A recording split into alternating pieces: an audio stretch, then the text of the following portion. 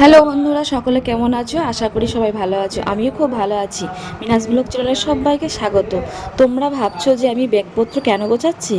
এই জন্য গোছাচ্ছি কারণ একটা আজকে বউ ভাতের নেমন্তন্ন রয়েছে, মানে বোনের শ্বশুরবাড়ির ওখানে।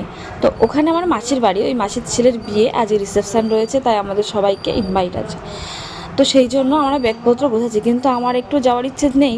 কারণ তবুও ভাবছিলাম যাব নাকি কি যাব না, এটা ভাবছিলাম। কারণ আবার বোন ফোন করে করে বলছে যে বোনের মেয়ের শরীর খারাপ, তো ভাবলাম যে ওকে একটু দেখে আসি। তো সেই জন্য ফাইনালি আমি শুরু করেছি যাওয়ার জন্য। আর আমি যে ব্যাগটা গোছাচ্ছিলাম প্রথমে, সেই ব্যাগটা গোছায়নি, এই লাল হাত ব্যাগটা নিয়ে নিয়েছি। আর আমার ভাই এখানে বডি দেখাচ্ছিল। নদীর ধারে চলে এসেছে আর আমরা পার হবো জেঠুর নৌকায়। জেঠুকে বলা ছিল দুপুরবেলায়, বলে এসেছিলাম। আর ভাই নৌকাতে উঠে বসেও পড়েছে। আর এইদিকে ঠাম্মা আসছে, এই ঠাম্মাকেও নেমন্তন্ন করেছিল মাসিরা, তাই ঠাম্মাও যাবে। আর ওইদিকে মাসি ছাগল নিয়ে মাঠ থেকে বাড়ি ফিরছে, ছাগলগুলো নিয়ে এসে মাঠে থাকে। আর দেখো কত সুন্দর লাগছে, নদীর পাড় দিয়ে হেঁটে হেঁটে যাচ্ছে। আমাদের গ্রামের সকল গরু ছাগলগুলো এই মাঠে নিয়ে আসে।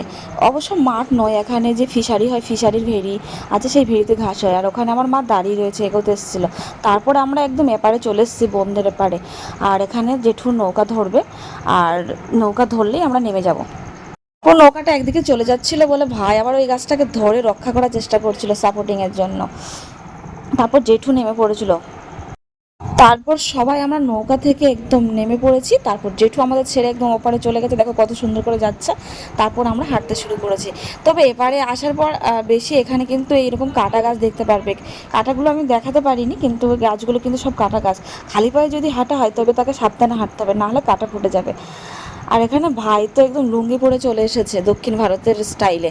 কারণ এপার থেকে এপার, ওপার থেকে এপার, সেই জন্য ও আর প্যান্ট পরিনি।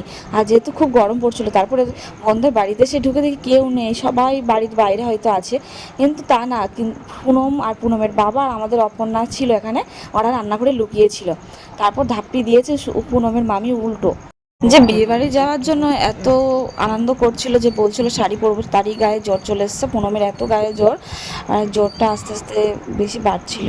তো ওষুধ খাওয়ার পর অনেকটা কমে গেছিলো, তাই সে উঠে নিয়ে আবার কিন্তু গেম খেলা শুরু করে দিয়েছিল।